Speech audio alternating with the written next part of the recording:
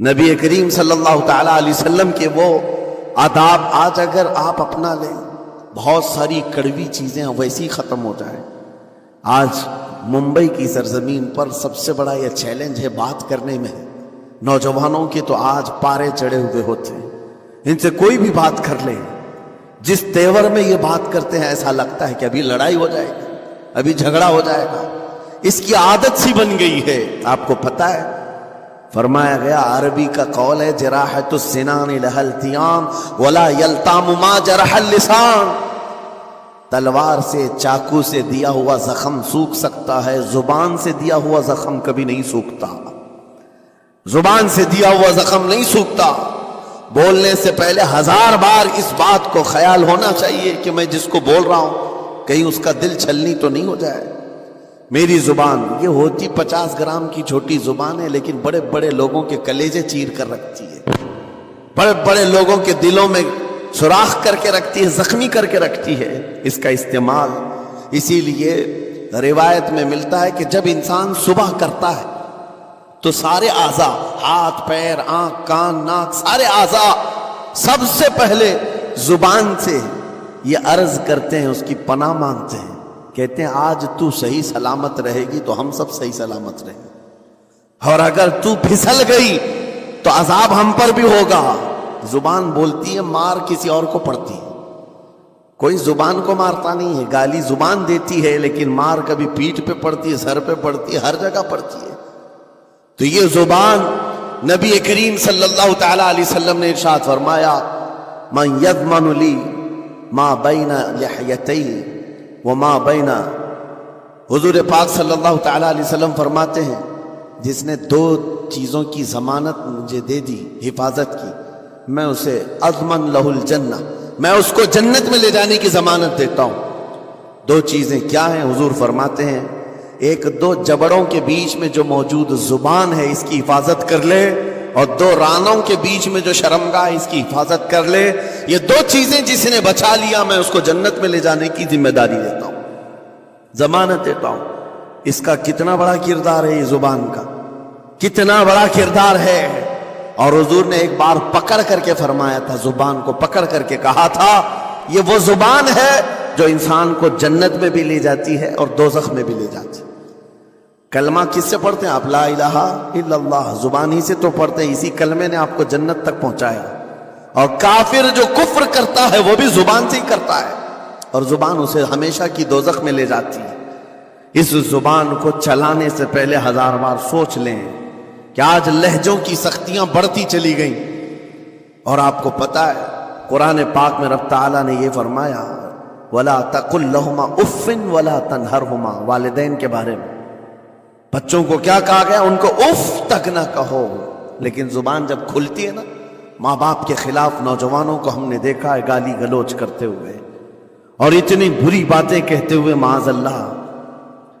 عزیزان گرامی وقار، حضور نے تو یہ فرمایا، جس نے پلٹ کر کے اپنے ماں اور باپ کو سخت لہجے میں بات کیا یا ان کی نافرمانی کی، حضور فرماتے میرا دل چاہتا ہے کہ اس کے گھر کو آگ لگا دوں، آگ لگا دوں۔ اس لیے اس بات کو ہمیشہ یاد رکھیں، تمہارے لہجے کی سختیاں کسی کو زخمی کر دیں تو آخرت خراب ہو جائے گی، آخرت خراب ہو جائے گی۔ حضرت علقمہ رضی اللہ تعالیٰ عنہ، حضور کے صحابی، حضور صلی اللہ علیہ وسلم کے صحابی، آخری وقت آ گیا تھا لیکن زبان نہیں کھلتی تھی۔ حضور پاک صلی اللہ علیہ وسلم کے پاس سفارش لائی گئی کہ آپ کے وہ ساتھی ہیں، انتقال کر رہے ہیں، لیکن زبان پر کلمہ بھی نہیں آتا۔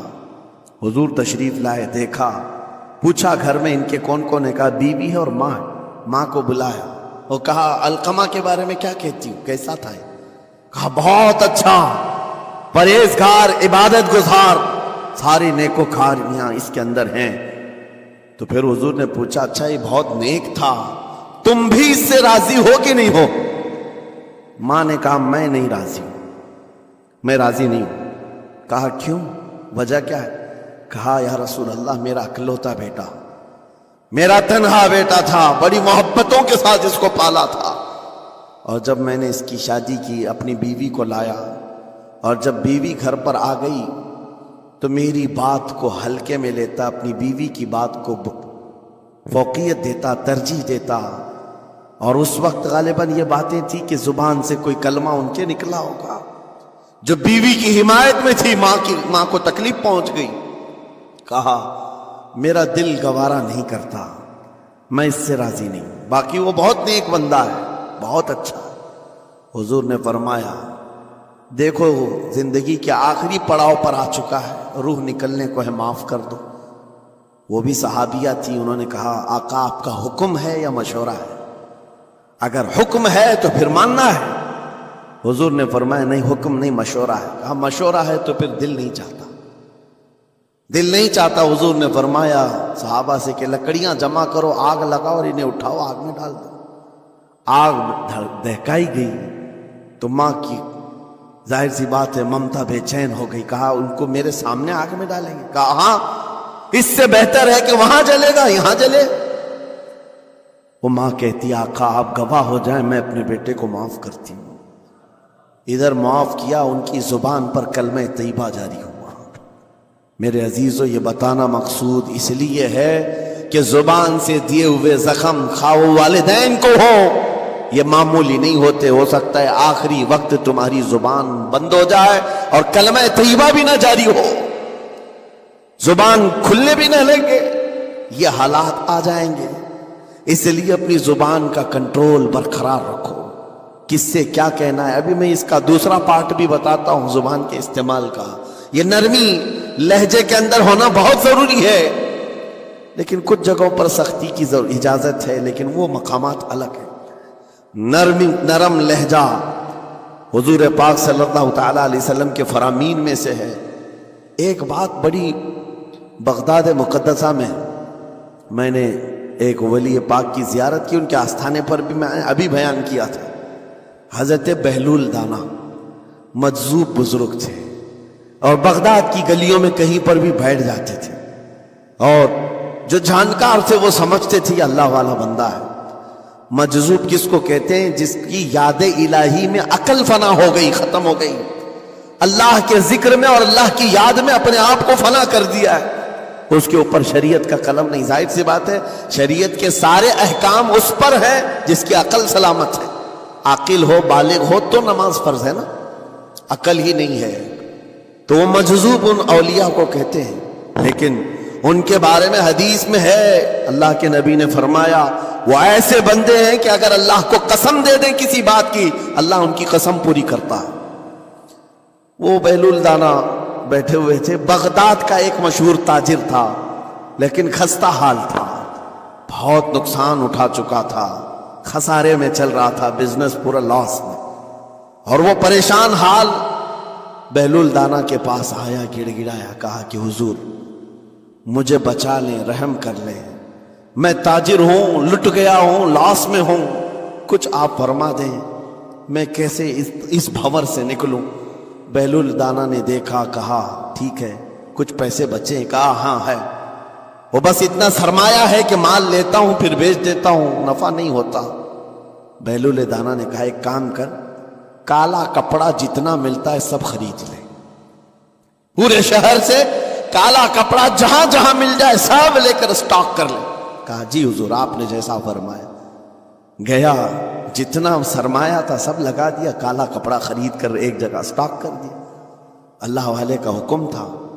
لیکن ہوا ہے کہ بغداد کا معمول تھا، 8 دن گزرے نہیں تھے کہ وہاں وقت کے حاکم کا انتقال ہوا. اور جب حاکم کا انتقال ہوتا تو شہر کے جتنے بڑے لوگ ہوتے، رئیس لوگ، وہ اس کے سوگ میں، اس کے غم میں کالا کپڑا پہنتے تھے. اور کالا کپڑا سوائے اس تاجر کے کسی کے پاس نہیں تھا. اور سارے بڑے لوگ پیسوں سے اس کے پاس کالا کپڑا خریدنے آئے. یہ منہ بولے قیمت پر، جیسے تیسے جتنی قیمت پر بولے سب خرید کر لے جاتے.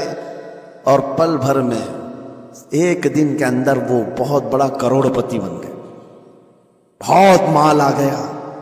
یہ بات یاد رکھیں، اللہ مال دیتا ہے، اس کے بعد پھر آزمائش بھی ہوتی.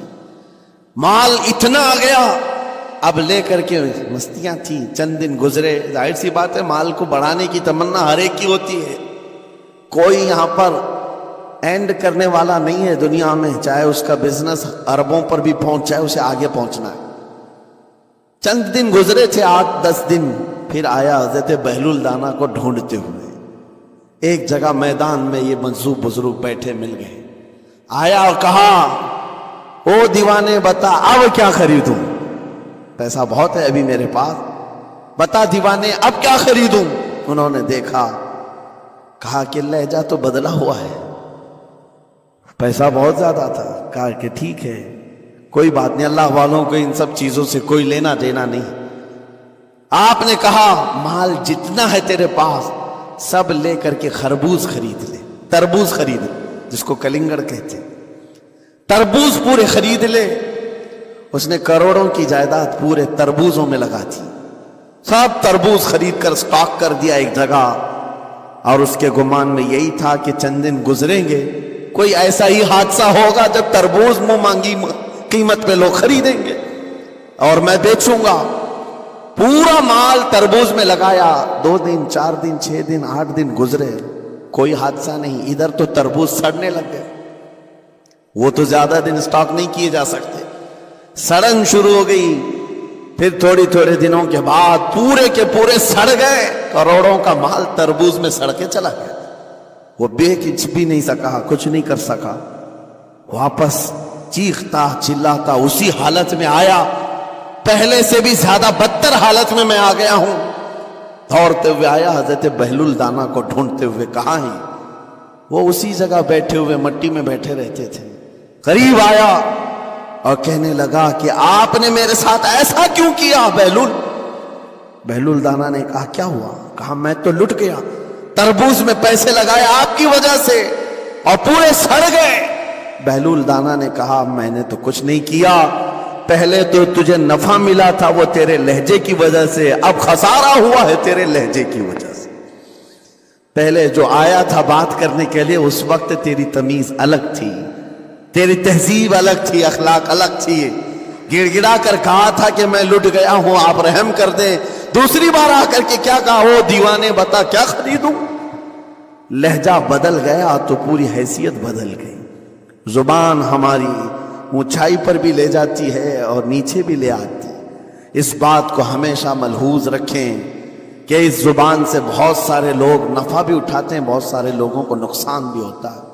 لیکن ساتھ میں یہ بات بھی عرض کروں، نرم گفتگو کرنے کا عادی ہر ایک کو ہونا چاہیے، نرم گفتگو کرنے کا عادی ہر ایک کو ہونا چاہیے، اس کی نیکیوں کی علامت ہے، اس کے اخلاق کی علامت ہے۔ لیکن ساتھ میں امام شافعی رحمت اللہ تعالی علیہ نے یہ بھی فرمایا، چاہے جتنی بھی نرم طبیعت ہو انسان کی، اللہ اور اس کے رسول کے لیے غیرت ہونی چاہیے۔ اللہ اس کے رسول کے خلاف بات سنے تو پھر نرم لہجے کا استعمال نہ کرے، پھر وہ بزدلی کہلائے گی، وہ بزدلی کہلائے گی۔ آج میں ایک بات یہ بھی بتا دوں، بہت سارے لوگ یہ سمجھتے بھی ہیں، ابھی چند دن قبل میں ماررہ متحرہ میں بیان کیا اخلاق کے، اولیاء کرام کے مذہب و مسلک پر، اور پچھلے 15 سالوں سے میں نے بہت سارے خطابات کیے ہیں اخلاق پر، معاشرے کی برائیوں پر، لیکن ابھی چونکہ چند دنوں میں جلسے پروگرام بہت سارے ہو گئے اور عظمت ناموس رسالت پر زیادہ گفتگو ہونے لگی، تو لوگوں میں ایک امیج الگ بیٹھی ہوئی۔ اور ابھی ہم نے اخلاق حسنہ پر گفتگو کیا کی 8 دن پہلے، ایک بزرگ نے مجھ سے پوچھا ایسی بھی تقریر کرتے ہیں آپ ایسی بھی تقریر کرتے ہیں، یعنی نرم گفتگو بھی کرتے ہیں؟ مطلب یہ ہے کہ ہماری امیج ایسی بنا کر رکھیں کہ ہم ہر وقت چلاتے ہی رہتے ہیں، ہر وقت للکارتے ہی رہتے ہیں۔ میرے عزیزوں، میں یہاں پیغام دینا چاہتا ہوں، ہم قرآن کے اس آیت پر عمل کرنا چاہتے ہیں جو مولا نے فرمایا اشداء علی الکفار رحماء بینہم، مومنین کی شان ہے، صحابہ کی شان ہے، وہ کافروں پر سخت ہوا کرتے ہیں اور مومنوں کے لیے نرم دل ہوا کرتے ہیں۔ زبان کی نرمی ایمان والوں کے لیے ہے، زبان کی نرمی محبت مصطفیٰ کے لیے ہے، عاشقان مصطفیٰ کے لیے ہے، ساتھ میں زبان کی سختی کفار و مشرکین کے لیے ہے، گستاخان رسول کے لیے ہے۔ اور اگر یہ چیز نہیں آئی تو پھر آپ سمجھ لیں نیک اس وقت نہیں کہلائے گا آدمی. بعض لوگوں کو ایسا لگتا ہے نرم بات کرنا چاہیے، نرم گفتگو، بالکل صحیح ہے، یہ اخلاق ہے. لیکن اگر ایسے مقامات پر جہاں تمہارے نبی کو کوئی گالی دے رہا ہو، رب کی شان میں کوئی بھونک رہا ہو، اس وقت تم کہو کہ اخلاق ہے، نرم بات کرنا چاہیے، یہ بے غیرتی ہے، یہ بے غیرتی ہے. تمہاری بیوی کو اگر تمہارے سامنے کوئی چھو دے اور اس کے بعد تم ہنس کر کے اس سے کہو ٹھیک ہے جائیے صاحب، آپ کو کہا جائے گا بے غیرت آدمی، بے غیرت آدمی ہے. انسان کو اپنی بیوی، اپنی بیٹی، اپنی ماں پر بھی غیرت ہوتی ہے، وہ سنتا نہیں ہے، یہ پیدائشی ہے، فطرت ہے انسان کی. اور مومن کی شان یہ ہے سب سے بڑی غیرت اس کے لیے اللہ اور اس کے رسول کے لیے ہوا کرتی. اللہ اور اس کے رسول کے لیے. ماں اور باپ کو گالیاں ایک وقت میں برداشت کر بھی لے جائے، لیکن اللہ اور اس کے رسول کی شان میں وہ ہرگز برداشت نہ کرے. یہ ایمان کی علامتوں میں سے ہے. بہرحال میں نے زبان کے دونوں استعمال آپ کو بتائے. سخت لہجے بھی ہیں، نرم لہجے بھی ہیں، لیکن جب آپ کا پالا کسی گستاخ سے نہ پڑے تو ہمیشہ نرم گفتگو کرنے کے عادی بنے. مومنین میں نرم لہجے کا اختیار ہمیشہ رہے. اس سے اخلاق آپ کے بتائے دکھائے جاتے ہیں، اس سے آپ کے اخلاق معلوم ہوتے ہیں، ساتھ ہی معاشرے میں نرمی اور محبت کا ماحول بھی قائم ہوتا ہے.